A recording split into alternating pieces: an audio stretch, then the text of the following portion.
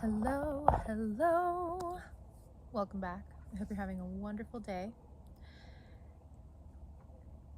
There is one word that might be keeping you from healing, or it might be keeping you stuck.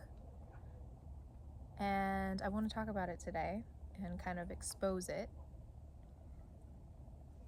And this word, this tiny, tiny little word, is my. M-Y. I used to have really bad, I used to deal with a bunch of health issues.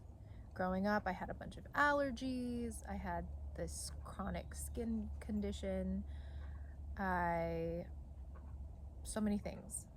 And what I was taught, what I downloaded from my family culture, was to call the condition, the thing,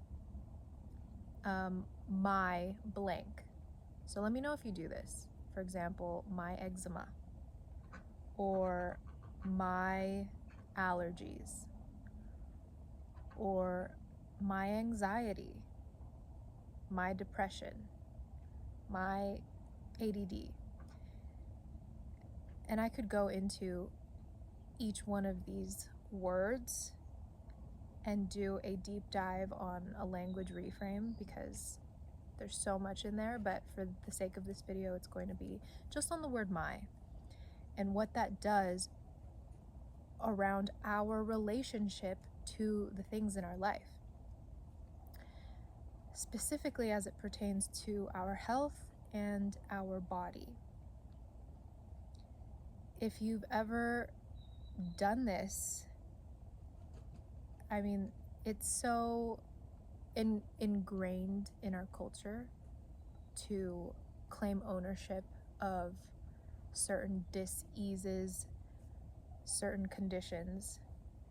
When someone calls their cancer my cancer, from a subconscious level, you are claiming it and creating an attachment to this quote-unquote illness and you. So your mind is creating this conception of this disease or this thing that you're going through, and it's becoming a part of you. And so the simple flip that I started doing, and it really made such a difference, it's crazy, with my issues, like my skin issues. Instead of calling it my eczema, I started calling it the eczema. And then on another level, it eventually just became this weird thing that is on its way out. At first it was like, oh yeah, this interesting skin thing that I'm going through. But then even the word interesting made it so that I was connected to it by my own interest. And I don't want to examine this thing and just, play with it and give more energy to it. So it started becoming more minimized in my experience, and how that happened was through my language. So we need to practice linguistic detachment from the things that we do not want in our lives.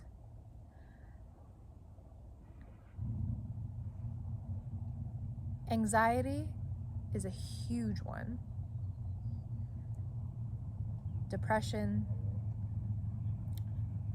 I think the statistics in America right now among young people of anxiety and depression is just unheard of. And how much of that can we potentially dissolve by just changing our relationship to it. And the first step being the words that we use when we identify with it. Because that's the whole idea. It's an identity, and we want to disidentify with it. We don't want to carry it around and just make healing even harder for ourselves than it needs to be. Because once you can detach, once you can distance yourself from the thing and remove any kind of identity around it, that's when it can be transformed into whatever it needs to be in order to heal. That's when you can let it go. Because when you allow, this goes for everything, every person, every idea, because everything is everything. Everything is energy. When you can allow something to just be without your imposition upon it, that's the only way that it can be upgraded or be transformed, because it's not being solidified in your idea of what it is or what it should be. That's why it's so dangerous to claim these labels and these conditions that other people made up and claim them in our own reality. That's a whole nother video. Oh my gosh. So yeah, that's all I wanted to bring up today. And I wanted to ask you, what is something that you're claiming that you are ready to release? An interesting flip, something that's super easy that you can do, is instead of calling it my blank, call it this or the, or yeah, play with it and see what kind of shape it's taking up in your mind. For me, when I said my depression, and I was going through that time in life where it was just very dark, my depression, it felt like this looming dark umbrella just over my head and over my entire being, and it felt like I was in the center, literally like underneath a dark thundercloud. And that's what, if I were to put words to it, that's what my depression felt like. Now when you do the thought experiment and you say, you move it from my blank to the blank, the depression, you get bigger than your circumstance when you switch it to the.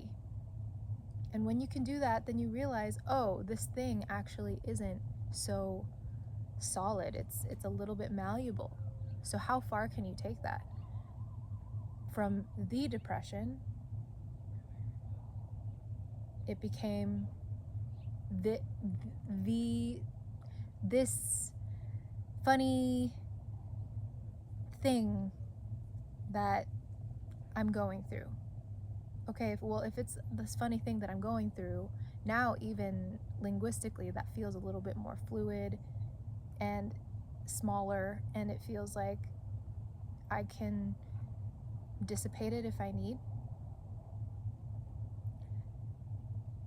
It becomes this really fun mental game that you get to play with words, and you can feel how your experience changes just by the words that you use.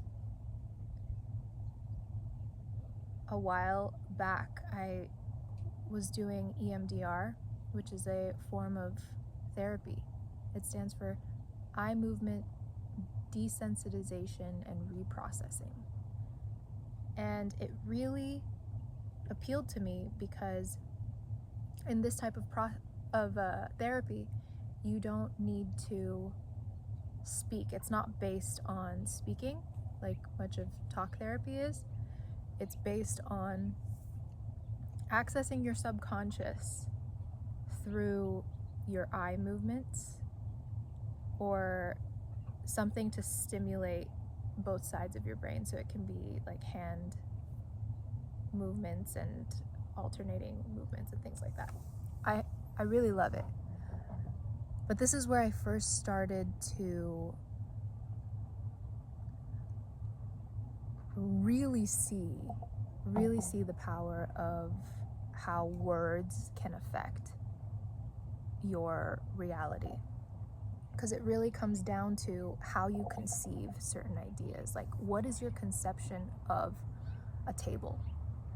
What is your conception of God?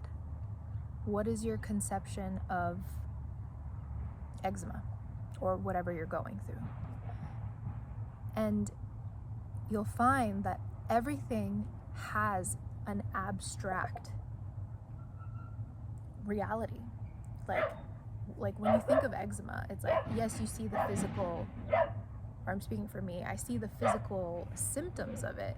But when I really go into what it is, if you were to assign a shape to it, what would it look like? What would it feel like? Would it be moving? Would it be sluggish? Would it be spiky? And you'll see that your mind, your subconscious mind, is producing a language for it to, like, you're having a dialogue between you and your subconscious mind. And the key to accessing just all of the power of your subconscious mind starts with your words. Proverbs, I believe, says life and death are in the power of the tongue. I think that's what it says. Life and death are in the power of the tongue. How are you using your words?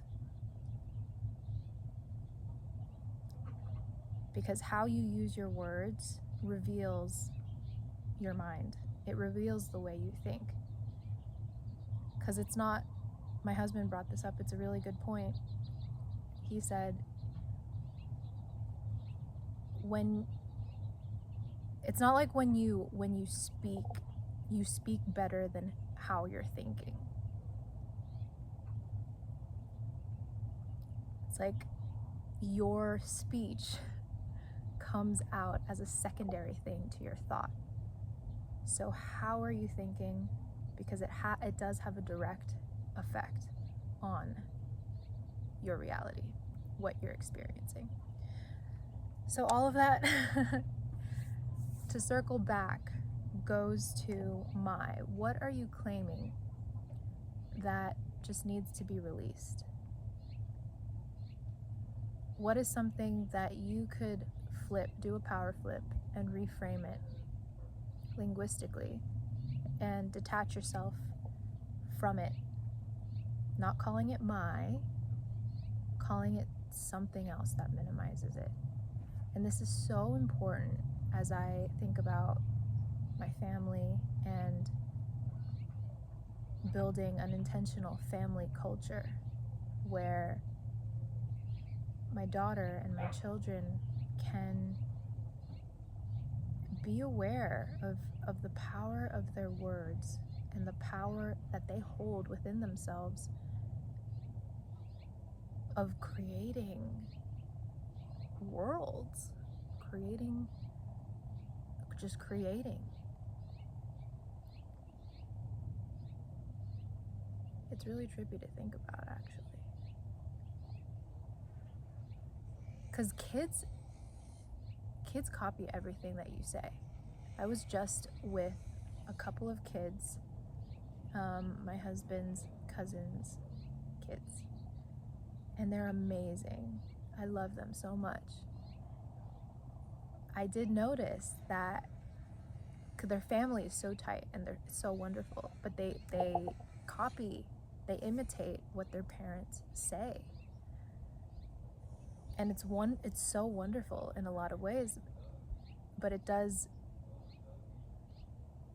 remind me how absorbing children are. When you hear them parrot your own speech, or like even take on your thought, they're just downloading all of that into their personalities.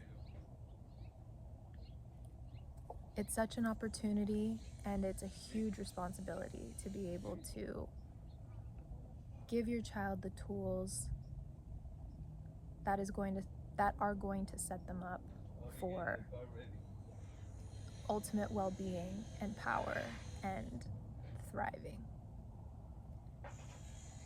If you made it all the way to the end of this video, I'm so grateful for you.